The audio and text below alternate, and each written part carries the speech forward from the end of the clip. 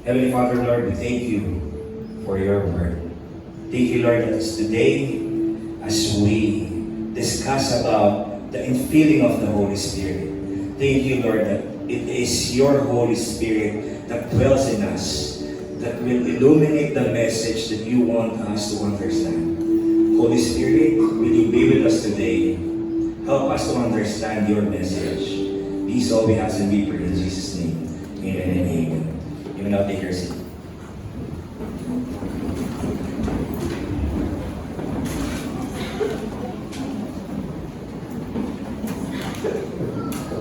Right, good afternoon po mga kapitbahay. Nanibago tuloy ako, sorry. Magandang hapon po mga kapitbahay! Good afternoon! Medyo bagong hangin kaya medyo tinaantok-antok pa tayo, no? Well, good afternoon po. Welcome to our 2 p.m. worship service. Actually, si Pastor Edmel po supposedly ang mag-preach talaga ngayong hapon na to. But unfortunately, merong mga unseen na bagay na nangyari. Nagbabakasyon sila sa Bacolod. And naiwan sila ng aeroplano ng Saturday. So, kailangan nila mag-extend. So, yun. Kami po ngayon nito ng tasan maghapon na mag-share ng word ngayon. But, I'm really excited to preach the word today. Well, first, of course, bago yung ating series, which is called Unstoppable. But before I proceed with that, just ko lang pong malaman, how many of you here subaybayan nyo yung mission series natin last month? Okay, medyo marami tayo. Okay, salamat po. Coming from that mission series, continuation kasi ito eh. So ito yung Unstoppable, ito yung second series, ito yung second series natin, topic for ngayong month, no? And this is on for 6 weeks. Kung natatandaan nyo, when we talk about yung mission series natin, yung last topic natin is about the participation of the church.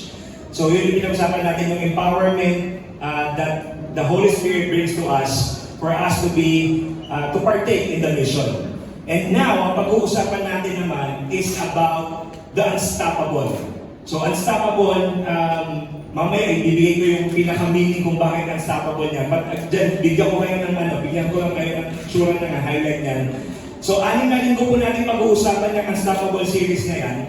And for 6 weeks, we will look into the book of Acts. So libro po ng Acts, or what we also, kung nakalagay sa Bible nyo, nakalagay dyan, the Acts of the Apostles. And we will see how the church thrive and becomes an unstoppable mission force through the power of the Holy Spirit. Boldly preaching the gospel and forcefully advancing to the ends of the earth. And ang hope natin na at the end of this series, itong after ng 6 weeks na to, na mapapag-usapan, we want to learn how the resurrection of Jesus Christ and the power of the Holy Spirit made an impact to the unstoppable growth and expansion of the church. And tayo, as part of the church, how are we to respond in God's mission? Especially sa panahon natin ngayon, di ba? Parang sa panahon natin ngayon, lahat kailangan mabilis, kailangan lahat instant. Nandiyan na yung AI, nandiyan na yung ChatGPT, everything, lahat madali-madali na. So sa ganyang situation, sa ganyang season ng buhay natin ngayon, tayo as a church, how are we going to respond in God's mission? So, first week, pag-uusapan natin ngayon is, hanapin ko lang yung, dito pala. So first week, ang pag-uusapan natin ngayon is about the infilling of the Holy Spirit. Oops. Hindi sa akin na, sorry. Okay. Doon. Sorry, ma-technical. Hindi ko yan. So, pag-uusapan natin ngayon, kung nabasa niyo doon, yung pagkaliit din na nakasulat doon, infilling of the Holy Spirit. Yun po yung first week natin. And we will look into the story of how the disciples, lagyan natin? Yan, okay. We will look into the story of how the disciples, kung paano sila nagsimula and paano sila sumunod kay Jesus. Paano sila nag-respond when Jesus commissioned them. Naalala niyo yun, yung Matthew 28, yung Great Commission, di ba? Sinabi na, go therefore and make disciples of all nations. So we will look into that, paano in-apply ng mga apostles na yun, yung calling as Jesus commissioned them, paano nila in-apply sa buhay nila yun. So, let's start first with the context. Hindi. So again, sabi ko nga, Hindi, ma'am. yung gaya ng sinabi ko sa introductions na natin kanina, ang pag-uusapan natin is about, or we will look into the book of Acts or the Apostles, or the Acts of the Apostles. So the book of Acts was written by Luke. Siya po yung Apostle Luke. And scholars call these books as Luke Acts. So parang dalawa siya, Luke at saka Acts. Kasi they have identified na itong dalawang librong to, yung the Gospel of Luke at saka itong the Acts of the Apostles, ay parang dalawang volume siya ng libro. Parang yung volume 1 is yung the Gospel of Luke, and then ito po yung volume 2, the Acts of the Apostles. So magkasunod siya. And we can also read it dun sa first part nung introduction ng libro na to. As sabi ni Luke, di ba, sinulat niya, in the first book, O Theophilus, I have dealt with all that Jesus began to do and teach. So dito, Luke was referring yung in the first book, yung Gospel of Luke. And doon sa sinulat niya, di ba, he wrote yung mga ginawa ni Jesus, all that Jesus did, and yung mga tinuro ni Jesus. And ito na yung second book. So basically, ito po yung continuation ng Gospel of Luke. Okay, now, so what do we know about Luke? Sino ba si Luke? Okay, we know that Luke was a traveling companion of Paul doon sa second and third missionary journey niya. And kung familiar kayo kung nabasa niyo yung book of kung nabasa niyo yung book of Acts, familiar kayo nung parehas silang mga prisoner and ita-travel sila sa Rome, and sila parehas nila na-experience yung shipwreck. Yung nasira yung barko nila, and yun, na-experience nilang dalawa yun. So, that is Luke, and ano pa ba yung pagkakalam natin kay Luke? Luke was a Gentile. So ano po yung ibig sabihin ng Gentile? When the Bible is describing dalawang citizenship lang yung pinag-uusapan ng Bible pag nag-mention sila when it comes to Gentile and being an Israelite or a Jew. Ang Jew, and of course, yung lahi ni Abraham, Jews pababa hanggang Israel. And kung hindi po kayo parte ng lahi na yun, Gentile po tayo. Ibig sabihin, tayo lahat, hintil po tayo. Okay, so kung hindi kayo lahi ng Jew, one thing for sure, Gentile tayo. So Luke is a Gentile. And Luke is the only Gentile author na nakapagsulat po sa ating Bible. So siya lang yung nag-iisang hentil na hindi siya Jew. And also, we know that Luke was a physician. Kung familiar kayo dun sa mga tawag dito, yung sa mga doktor, minsan nakikita natin yung mga posters nila na nakalagay St. Luke, tapos may mga ahas pa. Luke was a physician. And we know na malaking tulong yung pagiging physician or pagiging doktor ni Luke sa missionary journey ni Paul. Naging siya, parang nag-open siya ng opportunity to preach the gospel while they were traveling. So, naging malaking impact talaga siya. Now, I want to highlight this. With Luke being a physician, so itong taong to, aral to. And alam natin ng mga panahon nila, there are few peoples, siguro mga high-ranking tao na medyo may kaya para lang talaga makapag-aral. Now, with Luke being a physician, we see na dun sa mga librong sinulat niya, that he is very keen on details. Pag nagsusulat siya, he is very cautious. He's very, parang alam niya, hindi niya basta-basta isusulat yan without na walang katibayan or hindi niya naiintindihan yan. Ganon siya kamitikuloso sa pagsusulat niya ng libro niya. Eh nakaka-amaze lang talaga din yung buhay nitong taong to, di ba? Imagine na siya, with his profession, he did not give up his profession to be part of the advancement of God's kingdom. In fact, ginamit niya kung ano siya, ginamit niya yung profession niya para maging part nung advancement or para maging to partake dun sa mission ni God. Naalala ko tuloy si Doc Demi, kung familiar kayo sa kanya. Doc Demi, of course, he's a doctor.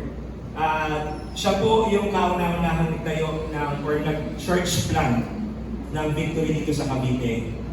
Isa po siyang doktor, doon siya nag-practice sa Lasal.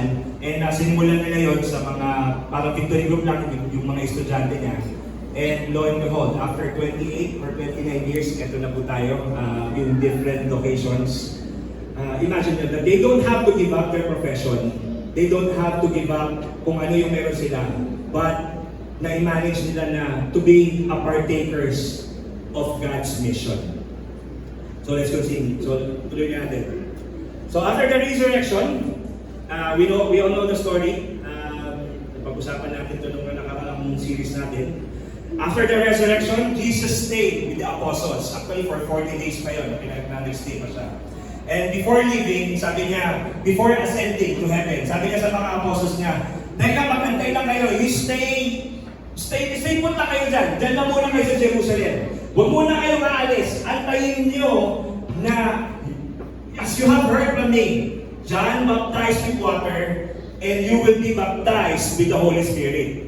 So, antay lang kayo sa Jerusalem, and when the Holy Spirit has come upon you, you will be my witnesses in all Judea, Samaria, and to the ends of the earth. Now imagine this with me. The these disciples, they had already seen the risen Jesus Christ. Nakita na nila si Jesus. They have believed that Jesus is resurrected. In fact, pinakita ni Jesus, pinakita niya sa sarili niya na ito ako. Buhay na ako. So, and the disciples believe. Jesus breathed on them the power of the Holy Spirit, and they received it. Remember in John 20, a few weeks ago, yung pag-usapan natin, they received the Holy Spirit. Yet,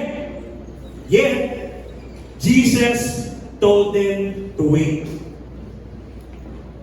Imagine yung ganung pakiramdam na ikaw, go ka na, G ka na. Na Lord, talagang naniniwala na ako, talagang nag-resurrect ka, totoo lahat ng sinabi mo. From the moment na tinuturuan mo kami ngayon, pinakita mo pa sa amin, talagang naniniwala na ako, go na ako Lord. Pupunta na ako sa mo kung gusto pumunta. Sabihin mo lang Lord. Gina yung mga disciples. But, Jesus told them to wait. Magantay lang muna kayo. You see, obedience in waiting brings empowerment. In Acts chapter 2, binasa natin kanina, when the day of Pentecost arrived, they were all together in one place.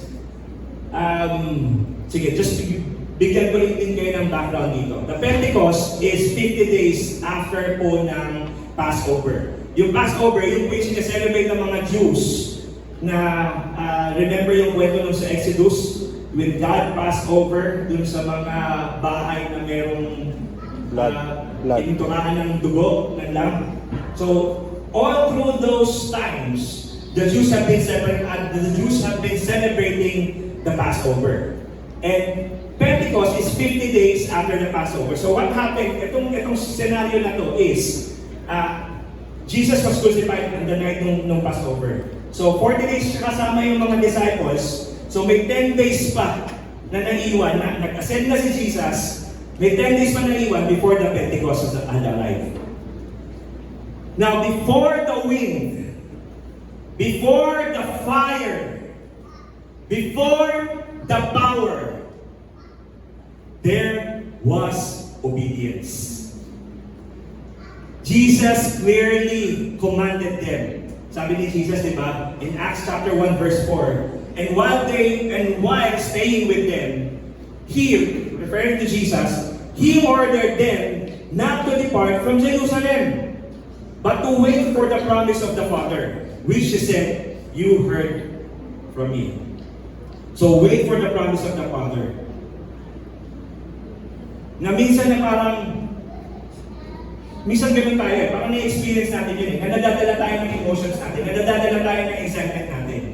Na minsan pagka-attend natin ng Sunday service na ang galing na sinabi ng preacher, ang galing na sinabi ng pastor, parang, grabe, excited na ako, tara, mag-preach na ako, sasabihin ko na yung kwento ng buhay ko, kung paano ko nakilala si Jesus doon sa kamag-anak ko, doon sa kapitbahay ko, ganun na tayo ka-excited. Pero paglabas natin, biglang din nagda-die down, nawawala kagad yung excitement level natin. Yung feeling na hype tayo. Mga kapitbahay, God's power is not taken by excitement. It is released through obedience. Kailangan may pagsunod tayo. Hindi siya basta spur of the moment na medyo hype ka, na na-excite ka, na ang ganda ng sinabi ng pastor, ang ganda sinabi ng preacher, ang ganda ng sinabi ni Ray kanina, parang gusto ko na tayo mag-share ng word. Pero it's not really about the excitement. It's not about the feeling. Power is released through obedience. The disciples waiting was not idle time. Hindi po sila basta nag-uubos na ng oras ng mga panahon na yun. It was obedience to Christ. It was submission to God's timing. And it was alignment of heart to His purpose. Minsan naisip natin na parang tayo pag di mo sinagot yung prayers namin, akala natin minsan dinidilig na ni Lord. Napapagtripan tayo ni Lord. Na Lord, I've been praying for, tagal ko na pinag-pray sa'yo yung kotse, Lord. Ang tagal ko na Lord na pinag-pray sa'yo na palayain mo na ako dito sa utang ko. Ayaw mong ibigay sa akin. Pinag-tripan mo yata ako, Lord. Dinidilig mo ako, Lord. Akala natin, pinapatakam tayo ni Lord. But God is asking for our obedience. He wants us to submit in His timing. He wants us to align our hearts to His purpose. And this is what happens when obediently wait. When we obediently wait. Waiting become an act of trust. So nasulat dyan. Waiting become an act of trust. Ibig sabihin that while we are waiting, we are trusting God. Not because na hindi tayo nag-aantay na parang, sige, bahala ka na kung ibibigay mo. We know, we are in faith that God will give. That kung ano man yung pinag-pray natin ngayon. Pero, we will not move or we will not be discouraged when God wants us to wait. Balik ko lang. Okay, sorry. So it's like a total dependence kay Lord. Na parang, Lord, talagang as I submit myself, Lord, sa Lordship mo, Lord, alam ko na ikaw talaga yung masusunod. You are in control, you are in you are sovereign. Alam ko, Lord, na hawak mo lahat yan. Nakikita mo lahat ng pag-aantay ko, nakikita mo lahat ng mga, yung moment na naiinip ako. But Lord, thank you. Salamat pa rin, Panginoon, na it is by the power of your Holy Spirit. Kaya ako, I can really attest to myself that in faith, Lord, naniniwala ako that I will receive what you have promised. All the decision that we wanted to do, we want to ask God's first. I mean, just to think of kung paano tayo lately, no? Something that we can really ask ourselves, kailan tayo huling nagtanong kay Lord before we make the decision? Kailan natin kinonsider si Lord before natin kinuha yung trabaho na yan? Before natin, before mo kinuha kung ano yung feeling mo na ngayon mo lang nakuha na yan? Did we consider God? Or did we consider asking God? And alam niyo po dito sa church natin, parang kahapon nga lang, we have a spiritual foundations class. And doon sa spiritual foundations class namin, yung mga participants, nag-share sila ng mga testimonies. And yung mga na-share nila ng testimonies, nakaka-encourage po sila. Nakita natin na there are answered prayers na yung mga healing na napagaling sila, And yung mga anak nila na pinagpipray nila, pagaling sila. And some of our leaders here, even na nakuha na nila yung kotse nila, they've been praying for that car, they've been praying for a new house, na na-receive na nila yun. Most of them naman, hindi naman kagad nila na-receive yun eh. That the moment that they pray for it, nakuha kagad nila. Yung iba, it takes years bago nila nakuha yung pinagpipray nila. Matagal. And one thing that they have in common is how they love and appreciate when God answered their prayers. Mas lalo nila na-appreciate. Alam mo, sa haba-haba man ng panahon ng pag-aantay nila, mas lalo nila na-appreciate how they have received their answered prayers. And I realized that those kind of stories are really worth sharing for. Talagang kailangan siyang sinishare. And that what makes us an effective and unstoppable witness. Ang haba ng pinwento ko para umabot dito. That makes us an effective and unstoppable witness. Alam mo yung feeling na ikaw yung naka-experience ng answered prayer na yun. Na you have been praying for healing for quite some time. And then God healed you. You have been praying for number of years ng bagong kotse, and then God gave you, God provided that car to you. You have been praying for a new house, and God provided that house to you. Yung tipong kung ikaw yung kung ako yun na hindi mo pwedeng sabihin sa akin na hindi nagpo-provide ng Panginoon ko. Hindi mo pwedeng sabihin sa akin na hindi nagpapagaling ng Panginoon ko. Hindi mo pwedeng sabihin sa akin na hindi nagbibigay ng pangkain araw-araw ang Panginoon ko. Kasi ikaw mismo, ako mismo have experienced how great and wonderful God is. And no one can ever say na hindi totoo yun. Yes. That's how an effective and that's how unstoppable witness we will be if we have experienced that greatness or that experience or that provisions or that answered prayers. Yes. Amen. You see, the infilling of the power of the Holy Spirit will make us bold to preach the gospel as we became unstoppable witnesses. Next, here.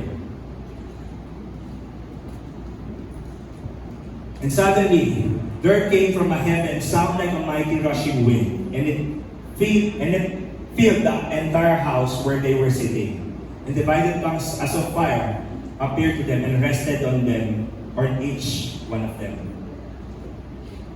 Look up here. Kanina pinag-uusapan natin is about Luke.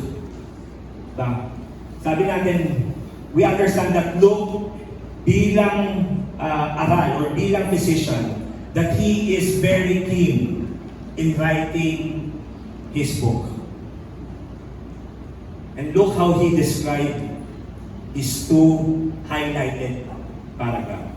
Sabi, a sound like a mighty rushing wind. It's not a wind, it's a sound. But it's like a mighty rushing wind. And then sabi niya, divided tongues as of fire. So these are divided tongues as of fire. It's not really a fire. You see how he meticulously wrote this paragraph? Na parang pagtingin na natin sa kanya na, sigurado ba si Luke doon sa sinasabi niya? Bakit parang alanganin siya? Bakit sinasabi natin kanina meticuloso siya magsulat? Ba't parang dito alanganin yung pag-describe niya doon sa wind na yun? Alanganin yung pag-describe niya doon sa fire na yun? Look at this. Sabi dito, and suddenly, first sentence na, or first paragraph na, and suddenly, there came from heaven. Nung diniscuss niya yung when it came from heaven, he is very certain that it came from heaven. Ano ibig sabihin yun? Luke did not give so much emphasis on the signs or wonders, but he is too certain where it came from. Sometimes ito yung struggle natin bilang mga Kristiyano or bilang mga tao. Sometimes ito yung struggle natin that we are too focused. We are so focused on the signs and the wonders that we miss out kung sino yung blesser. Minsan, para mas inaantay talaga natin yung grandeur ng signs and wonders na may experience natin. Doon tayo nakatingin, doon tayo nakafocus. Yun yung lagi natin hinahanap. Yun yung inaabangan natin. Na masasabi natin na God, it really came from God, that it really came from heaven. If that is that grandeur, meron siyang malaking entrance na talagang bonggang-bongga pag dumating siya sa atin. Sometimes ganun yung inaabangan natin. That's how we see God works. And sometimes we are so focused with the signs and wonders, and we totally miss where it came from. Parang minsan na, Lord, pa-experience mo naman sa akin yung signs and wonders na yan. Lord, paramdam mo naman sa akin, bless me with this, Lord. Bless me with the new car, bless me with etong bagong bahay na to. Lord, bless me with healing. Lord, bless me with provisions. We are so focused on the signs and wonders that we will consume. That we want to consume. Sabi na siyang me. Sabi nga ni Pastor Nixon, mission naman daw instead of me with me. Hindi nyo nakasyon. And you know what? Minsan maganda rin talaga minsan maganda rin talaga na magkaroon tayo ng hardship. Na instead of asking na, Lord, will you bless me with this?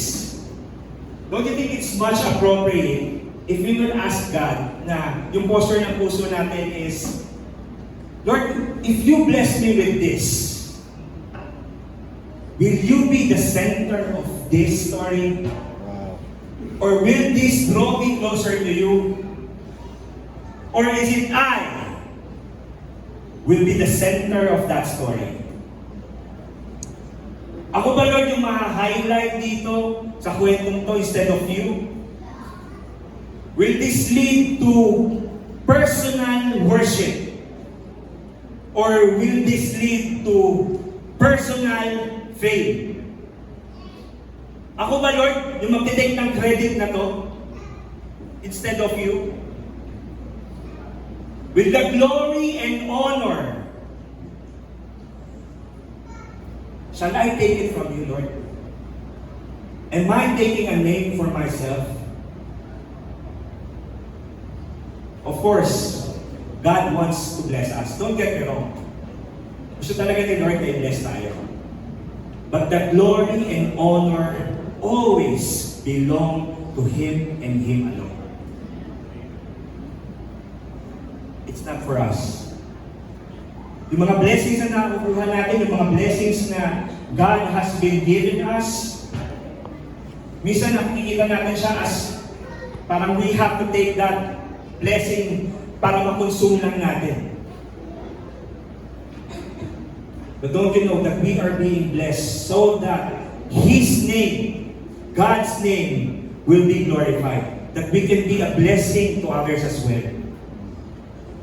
It's not for us. We are not to make a name for ourselves. Remember yung kwento ng Babylon, story of Babel? Diba? The people are making a name. They want to make a name for themselves. So, yes, we don't want to do that. Now also, Luke teaches us dito sa scenario to, heaven's work may be hard to describe. Minsan ang hirap talagang i-describe yung mga ginagawa ng Panginoon sa buhay natin. But it is never hard to recognize. Hindi siya mahirap na ma-recognize. How? If it aligns with God's Word. Diba? If it never contradicts itself. You see, one of the characters of God is He don't contradict Himself. If He promised, He will deliver. If He say, He will do. God never contradicts Himself. Second is it exalts Christ, not ourselves. Third is it empowers obedience. Hindi yung parang napipilitan lang tayo kaya tayo sumusunod. Na parang wala tayong choice. Na Lord, sige, susunod na lang ako, masasambit na lang ako sa iyo kasi wala na, ito na eh. But alam mo yung heart mo na, Lord, isasambit ko sa iyo lahat to. And susunod ako sa lahat ng kagustuhan mo. Whatever it is, kung ano man yung maging epekto niya sa buhay ko. Excuse me. Emergency. Okay, minanalo po ng ticket. No, no, Sorry. emergency. May emergency po. Mother of Adrian Akdal, please proceed to Kids Church. Okay. Meron po ba? Okay, sana hindi dito siya. Yung mother na po ni Adrian Akdal, punta po tayo sa Kids Church. May emergency daw po. Okay. Next.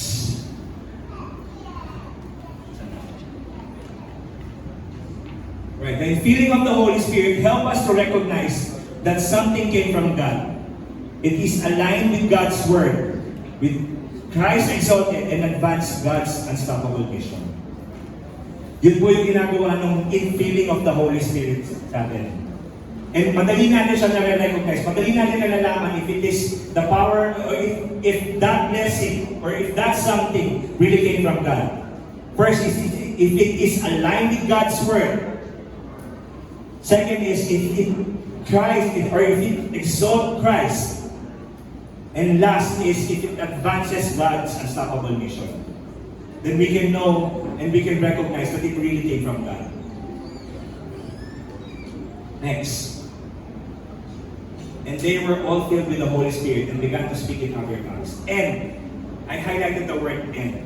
The word "and," it signifies God's response to their obedience. That God honored their waiting by filling them with the Holy Spirit. Di ba, when Jesus asked them na magstay lang, and yung word na "and" ito, it signifies yung God's response to their obedience. God honored their waiting by filling them with the Holy Spirit. And that is the best reward that they could ever ask. To be filled with the Holy Spirit. Being filled with the Holy Spirit. And we know what happens after they were filled with the Holy Spirit. They became bold. They became unstoppable to preach the gospel. No persecutions, no imprisonment, not even death hold them to preach the gospel. That's the power of the infilling of the Holy Spirit. Kahit anong barrier mo dyan, magpuproceed at magpuproceed yan. Hindi mo siya kayang harangan.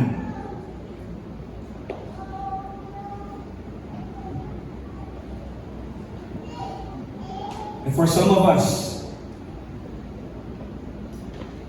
minsan parang God is asking you na you have to preach the gospel sa katrabaho mo. Or you have to preach the gospel sa pamilya mo. Or you have to pray doon sa kapitbahay mo. Then go. Go. Just obey. God will fill us with the Holy Spirit. And He will give us the boldness to preach the gospel. Next.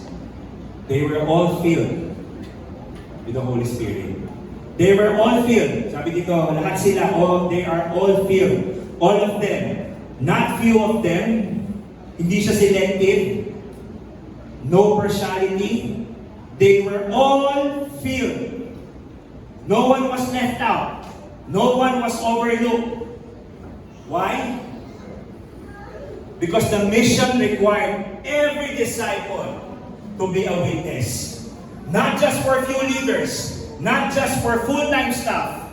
Not just for the serve team members. But every disciple. For all. Sino mga disciple dito? Can I see you raise your hands? Okay, sino dito mga follower ni Christ? Okay, dito dumami. Okay. Yung iba, kahit anong taas, kahit anong tanong ko, yung taas ng kamay.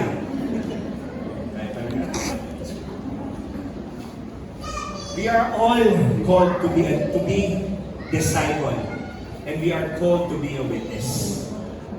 Lahat po tayo. Lahat tayo, as we follow Christ, we are called to be a witness. And just like the apostles, the infilling of the Holy Spirit gives boldness to preach the gospel and to be an unstoppable witness of who Jesus is and what Jesus done for you and for me, and to reconcile us with the Father. That's what it looks like to be a witness. Next, the infilling of the Holy Spirit gives us bold to preach the gospel and to be unstoppable witness. I think na-mention ko na yan. Next, and they were all filled with the Holy Spirit. Yeah, it means that, so they were filled with the Holy Spirit. It means that God Himself, God the Holy Spirit Himself, enables God's work. So it was not just enthusiasm, it was not just a spur of the moment, it was not just adrenaline, but this was the very presence of God. And that is the beauty of the feeling or the infilling of the Holy Spirit. That as the Holy Spirit fills us, we can be more reliant on the Holy Spirit. Na in everything that we do, we rely so much on the Holy Spirit. As God enables His work, we rely so much on the Holy Spirit as the Holy Spirit empowers us. And all through the book of Acts, sa buong libro po ng Acts, we can see that the disciples total reliance on the Holy Spirit after the infilling. The Holy Spirit speaks through them, not just to them. In Acts chapter 4, then Peter, filled with the Holy Spirit, said to them, rulers of the people and elders. So the Holy Spirit is speaking through them, not just to them. See, in every major decision, yung mga ginagawa nila doon as they choose yung mga leaders, that was all Spirit-led. Even setting apart Barnabas and Paul, it was all Spirit-led. Now the question is, how to be filled with the Holy Spirit? How to be filled with the Holy Spirit? Now for some of you may ask, Joe, di ba nung John 20 pa lang na-receive na ng mga disciples yung Holy Spirit? Ano ba yung pagkakaiba niyan? Okay, ano ba yung pagkakaiba ng indwelling of the Holy Spirit at saka ng infilling of the Holy Spirit? Yung pinag-uusapan ko natin yung infilling of the Holy Spirit. Okay, pinag-usapan natin last time, the indwelling of the Holy Spirit. Ito po yung, as they receive the Holy Spirit, nagkaroon sila ng born again moment. Yun yung parang there was a change of heart. Yung identity nila na-restore ni Jesus. Now, the infilling of the Holy Spirit, that what empowers us to boldly preach the gospel. As we live our life, na bilang mga Kristiyano, kung paano tayo dapat namumuhay, it is the infilling power of the Holy Spirit that empowers us to live that life. Ganun po yung difference niya. Magdaanan ko lang yan. Mas mahaba magiging topic natin dyan. Kung makakadalo po kayo sa kape-kape, pag-usapan natin yan. Pero hindi kasi, that's a different discussion on a different topic. But yeah, just so that naiintindihan lang natin kung ano yung itsura niya.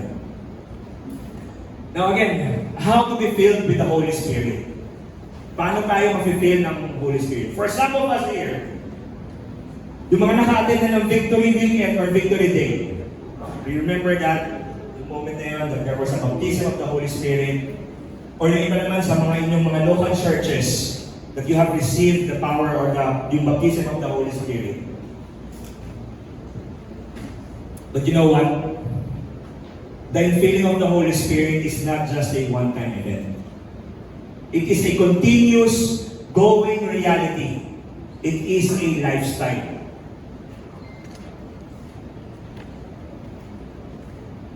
Acts chapter 2, verse 4. And they were all filled with the Holy Spirit. Acts chapter 4, verse 8. Then Peter, filled with the Holy Spirit, said to them, different thing na to Acts chapter 4 verse 31. And when they had prayed, the place in which they were gathered together was shaken. And they were all filled with the Holy Spirit and continued to speak the word of God with boldness. Acts 13 verse 52. And the disciples were filled with joy and with the Holy Spirit. Even Paul, sinulat niya yung Ephesians chapter 5, sabi niya, and do not get drunk with wine, for that is debauchery, but be filled with the Holy Spirit. Being filled with the Holy Spirit, it means keep on being filled. It's a continuous process. It's not just a one-time event that you have received the infilling of the Holy Spirit. And the apostles continue to be filled with the Holy Spirit. Not because as if they don't have a choice, na parang wala nang pagkakataon, wala na, ito na lang yan. No, it is their choice. That is what they want. They open their hearts to the Lord and ready to be used by God in the advancement of His kingdom, in God's mission. They wanted to be used. They are desperate to be used in the advancement of God's kingdom. Yun yung posture ng puso nila. Now the question is, are we willing to make room for the Holy Spirit? Are we willing to be filled with the Holy Spirit? To direct our paths, to empower us, to equip us? This is the question. Are we willing to make room? Ano ba yung laman ng mga puso natin? Ano ba yung laman ng pagkatao natin? Baka naman punong-puno na tayo ng worldly things. That we really have to take out all those things para mas ma-feel natin or para mas ma-empower tayo ng Holy Spirit. Are we willing to make room for the Holy Spirit? So today, what we want to do today is, as we end, we will end with a worship and prayer. We are going to ask God to fill us with the Holy Spirit. We are going to ask God to equip us. We are going to ask God to empower us. And may I invite everyone to stand?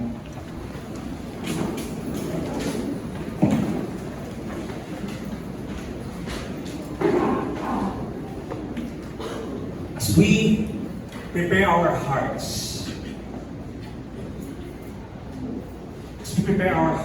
to be filled with the Holy Spirit, I want to read to you Luke chapter 11, verse 9 to 13.